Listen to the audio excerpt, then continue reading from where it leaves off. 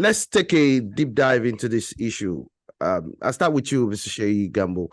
Give us a brief overview of the situation with regards to the alleged forceful excision of 45 meters of land belonging to the FGC Kaduna by the immediate past governor of Kaduna State, Malam Nasir El-Rufai. When did all this start? Well, it's a series of a sequence of premeditated plans to grab the land. And the first thing that we got to know was that one of our staff was compromised. He was the one that opened the gates for agents of the states to come and take measurements in our school without the principal's knowledge, without the PAMSEC's knowledge, without the Minister of Education's knowledge. So that staff, as I heard, he has been transferred when the controversy came out. So on the 12th, when the ministry got wind of what was going on and what the state government wanted to do, on the 12th of February 2015, please understand that it was 2015 that this thing started, that we are not giving out any inch of that land for property development. That was as far back as 2015. So now the same government of the former administration, okay, yes, now did a publication in Daily Trust of July 9, 2015. In that Daily Trust publication, they did a stop work order. They themselves, after the response of the ministry, wrote a stop work order. Number one, they didn't come in from the known exit. They carved out part of the fence of the school to come and take their measurements and to come and bring bulldozers. So after the stop work order, everybody thought that, okay, it's the same government, that everything that there's been an amicable settlement. Not for us to wake up on April 2023, at the eve, the exit of this same government. A letter was sent to the principal. Know that the principal is just an agent of the ministry. You gave them a letter was given to the principal of the school that they were coming to come and excise some of the land of the school. Within 2 hours after the letter was received, bulldozers came back to security. And they did this when the students were not in school. So from that day, there have been tension on that land. Because by the time the ministry got to hear about this, the ministry went, as expected, the ministry went to the courts. An injunction was given that the state should stop work, but the state did not.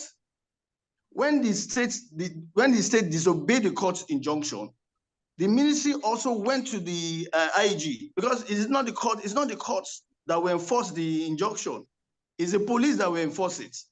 We went to the IG. The IG wrote to the Commissioner of Police in Kaduna State that he should investigate and see to the court order.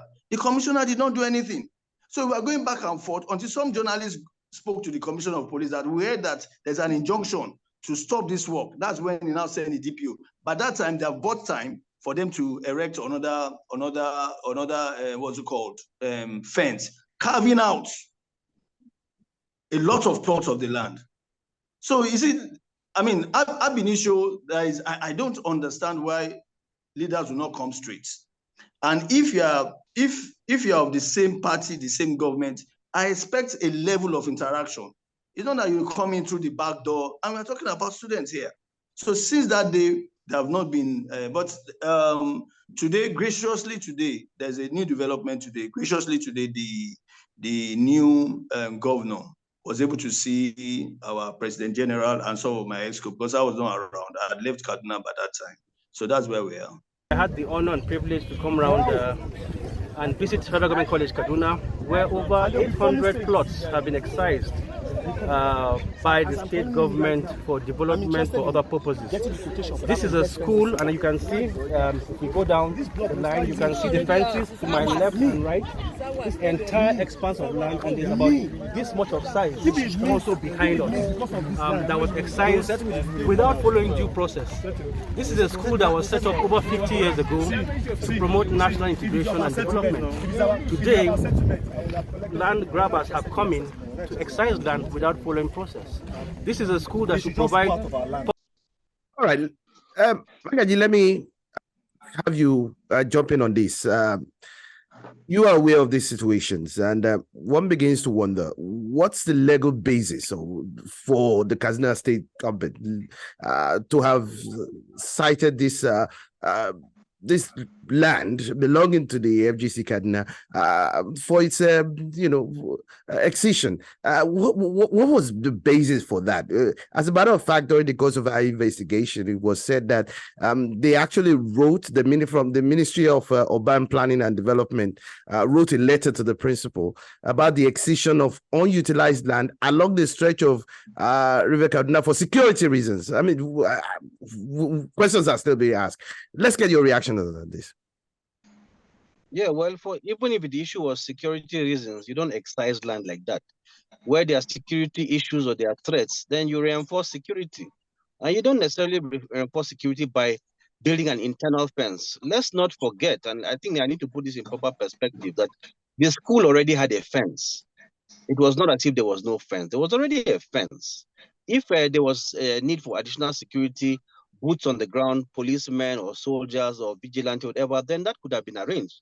But clearly, that's not the information we get. The government broke into the premises, broke through the fence school that was already well protected, and just moved in and created an internal fence.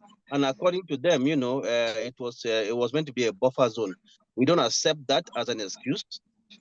Clearly, information reaching us also tells us that people were allocated that land.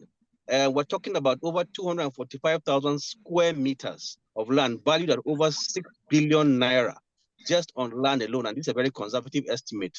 We should be at the forefront of giving access to education to our children, not taking away land and infrastructure. It's not acceptable.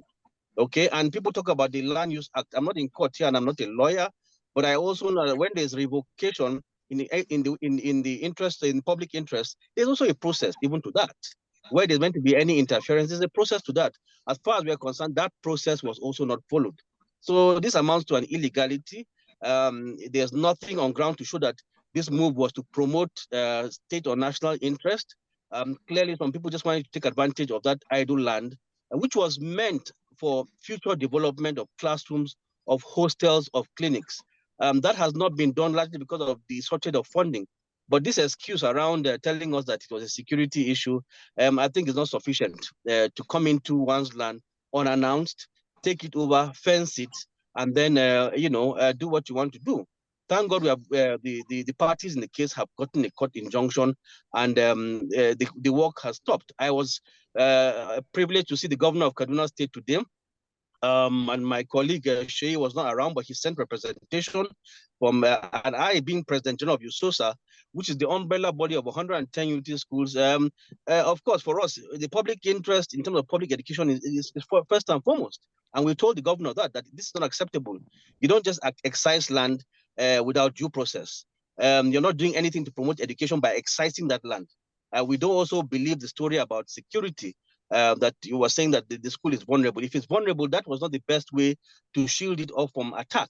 There were no soldiers, there were no policemen to reinforce. So we've asked them to stop such interference. The governor has given us the assurance, and he gave a directive to the general manager of Kasubda while we were there at the meeting to stop work in that premises until he visits the premises. As USOSANs, as students and children of Nigeria who were sponsored by taxpayers' money in federal schools, it's our responsibility today to advocate for fairness, okay, and promote education, public education, particularly in secondary schools. And that is our aim and objective. So we saw the governor today. He has promised he's going to look into it. He wants to even visit the school, but we're not going to take his word for it. We're going to still wait and see what he has to do over the next few days. And if he does not do that, we'll take the next step, line of action. But what the Kaduna State government did in the last regime is totally unacceptable. We denounce it and we're not happy with it. And as clear stakeholders in the sector, we condemn it. And we will continue to constructively engage the government till this matter is resolved and the land is restored back to Federal Government College and the Federal Ministry of Education, who are the original owners. All right. Let me get back to you, Jay Gambo, on this. we understand you have an endowment for the school. I mean, what's the impact of this seizure, so to speak, or land grab by the government on the school itself and on the endowment? Okay. For just to add to what the PG said earlier, and that's why I was talking about the date of 2015 February, that when the agents of the Kaduna State agents came into the school, the issue then was not security.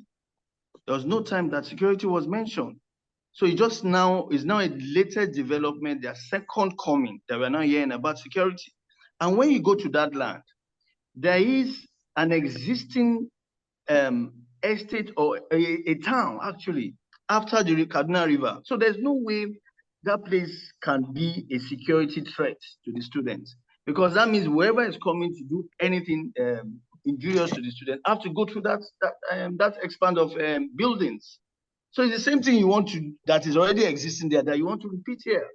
But well, to go to the issue of the endowment fund, Federal Government College Kaduna was 50 in January, and we called all our people from home and abroad. We had the likes of the former president Olusegun Obasanjo to come and give a keynote address. So we have an endowment, and the first instance of that endowment was to raise $1 billion. The second instance the second level of that endowment was 10 billion. Ultimately, our aim is to raise 100 billion, and this is for the school. And we have the capacity to do this. You also remember that we are also getting the school prepared so that they can compete with their contemporaries anywhere in the world. I want to set up a Cisco lab, as the PGR rightly said. We want to set up more classes. We want to set up more laboratories. We want to set up more dormitories, clinics, and everything. And there also the issue of agri practicals. Will you be teaching children agriculture without them having where to practicalize it? So when you say that unused land, you have not interfaced with us. If you don't interface with your critical stakeholders, there's that probability that you misinterpret what is going on. So since they have not gotten just, they didn't tell us that, oh, we have unused land, written to us that, oh, we have unused land, and you've not gotten our response or acceptance that indeed we don't have anything to do with that land. So how come we are just rushing to carve it out? And for estate purpose, are we now going to take residential estate? The amount the PG rightly said, is that what the education of our children? And even at that, we alumni, we are raising about 10 times that amount of what you want to sell the land for. So it's already jeopardizing the effort we are making with the endowment fund. Are we now going to pump all the money we want to do to something that will be a mushroom school, or what we call a lesson in Nigeria? So those are the issues. Now, let me get Michael Magaji back to give you his thoughts on this. What steps at this point in time do you think the Kaduna State government should take to address these concerns that you have raised? We understand that you had a protest march some couple of days back at the site. What steps are you demanding of the Kaduna State government at this point in time? Yeah, well, last Saturday, all of us were there. President Sheyi Gambo was there. I, as President General of USOSA, was there. We had members of USOSA in Kaduna. We had the children in the school. We came to protest and register our, unhappiness about what had happened. And today, I just got a call from the government house saying, look, can you come over for a meeting? And I called President Gambo to join me. Unfortunately, he had left town. And when we met the governor, we told him we were very clear. What has happened is unacceptable. Restore the land to its original use. If there are any issues at all, due process must be followed. We don't accept we're not in the military now or in the military government where people just came and did things just by fiat. There's rule of law. There's constitutional conduct in how things are done. The educational sector is something that is so important. Our index on the educational sector is so low in this country. We must protect educational assets. We must protect, the advocacy for education, and we must continue to promote it, not take it away from it. So we're asking the state government, and we told the governor in very clear terms that this exercise should be reversed, and that land be given back to the school for the purpose of expansion. President Sheyi has already talked about the plans they have to build more classrooms, to bring more laboratories. I have 110 school alumni under me as President General, and this is the message we keep passing.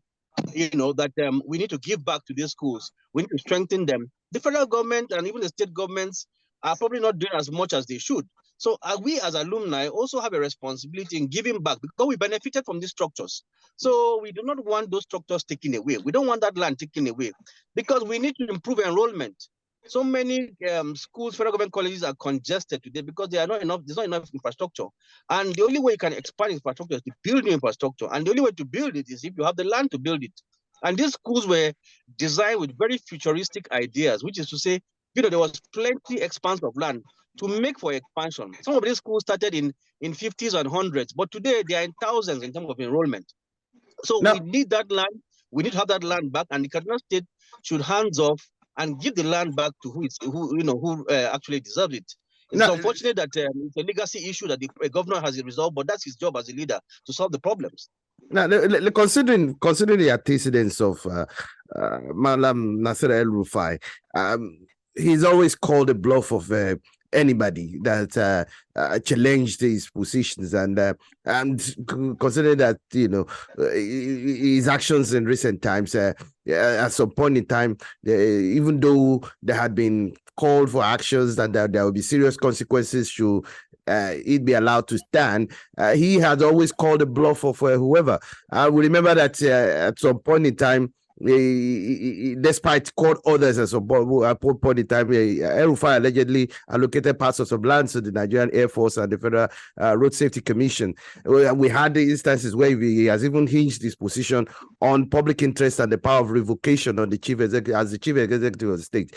If the current governor holds this same line, what will you be your course of action? No, we believe in the rule of law. We believe in the rule of law, and we shall follow all the legal means possible, to reverse this. This is not a personal issue. This is not about politics. It's about national development. It's about educational inclusion. It's about the future of our country. Unity schools were set up to integrate Nigerians from everywhere. So we have a strong case, and nothing can be better in the public interest than those issues. What is better than the building of this nation by those kids? What is of more important public interest than educating our children? What is of better, more public interest than our teachers who are there, who need support to train these kids? I don't see any other public interest that can actually override this public interest. So I don't understand what that issue of public interest. If there's impunity, fine. We believe that the courts will address this, because sometimes leaders, take things a bit too far. But that's why, parties have also gone to the courts, and we believe in the judiciary. We believe that's the way to go, and we believe that we will get justice ultimately. For we as stakeholders in USOSA, and of course all the national associations around the country, 110 of them, we will continue to pursue this cause until we get justice, and we hope that in this case, judgment is actually justice. All right, Che Gambo, your final thoughts on this? Well, the UNESCO numbers, figures about children out of school is alarming. We are trying to, there's no way you have these children in school if you don't create an enabling environment for them to study. Already we are losing everything to other countries education-wise. We are having our kids going to countries like Ghana. In their thousands, they are leaving to school for university. Do we want that one to cascade down to secondary schools? That people will now be taking their kids out of the country for secondary school education. I also know that the Unity School was founded on a philosophy. About 3 years ago, when I met with a former president of the country, General Yakubu Gowon, he actually said the philosophy was started by Ahmadu Bello. They said, let us bring Nigerians from all walks of life, from every part of this country to live together so that they can understand themselves together. What else do we need in this country as of today, if not that? With all the secession and all the threats nudging at our unity? Is this not now that you need unity schools? And the one that we have in Kaduna, in the heartbeat of where we're having a lot of issues, that is the one that is being annexed. So, I mean, it's not something that we should even be in the courts. And that's why we are saying that, look, apart from the court process that is going on, we are not averse to, meeting with other relevant stakeholders and settling this thing once and for all. As it is, the students are perplexed. I mean, the students should be going through this. Their future is not certain. I was at the school with the PG on Saturday. We saw how the children reacted. Absolutely. I mean, should children be going through this in this day and age? When they should be studying, they are already looking at maybe they'll wake up tomorrow, there'll be no class. So what we are appealing to the new government, who seems to be a man of his words from what I've seen. I mean, we had a rally on Saturday, and today Monday he has called us to the round table. Unfortunately, I was there, but the PG addressed the issues as it were. So what we are calling is that we want a total reversal of what has happened on that land, and let us continue using our endowment fund to build the infrastructures that the schools don't have. We're almost rounding up. In 1 minute, I'd like to get your opinion on this. I think I'll start with the President General, Mr. Michael Magaji. What role do you think the federal government should play in addressing this issue? Well, of course, the federal government, through the Ministry of Education, owns those schools. The Constitution provides for concurrent responsibility of both the states and the federal government to provide secondary education, primary education, and indeed even tertiary education. So what we should see is collaboration in terms of what the federal government is doing with the state government. And this is not one way to collaborate, because you're creating tensions. So the federal government, through the Ministry of Education, needs to put their foot down to ensure that their rights are restored in these schools, and to put also all other schools, unity schools, on notice that potentially these risks exist. So we must secure our schools, and where there's any attempt to excise illegally any part of land, people should shout and scream and seek redress through the courts and through the legitimate official channels. So the federal government must put its foot down to ensure that the purpose for which those schools were set up is actually realized. Otherwise, the future of public education and national integration is clearly at risk. All right. And you, final thoughts on that, Figamu? Well, my thoughts are so simple that we have separation of powers in governance. The judiciary couldn't have given an injunction and the state refused to carry it out. It does not make sense in Nigeria of today. Are we going forward or are we going backward? Irrespective of any affiliations, if the judiciary makes a pronouncement, it behoves on the executive to carry it out.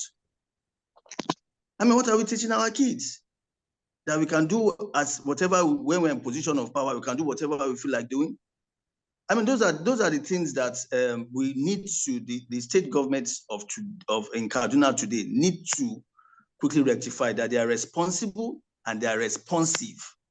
And I have to say it again, that I've not met His Excellency before, but for what he has done today, that he has given us hope. He has given us hope that of a future, the kind of future that we want in this country. Thank you so much. That's the Global President of Federal Government College, Kaduna Alumni Association, Mr. Sheyi Gambo, and as well as the President General of the Unity School Old Students Association, SOSA. That's Mr. Michael Magaji. Thank you so much for appearing on our program today. Thank you for having us. All right, we'll keep in touch as the development, as the issues develop, and we'll revert back to you as far as this is concerned. Thank you so much for joining.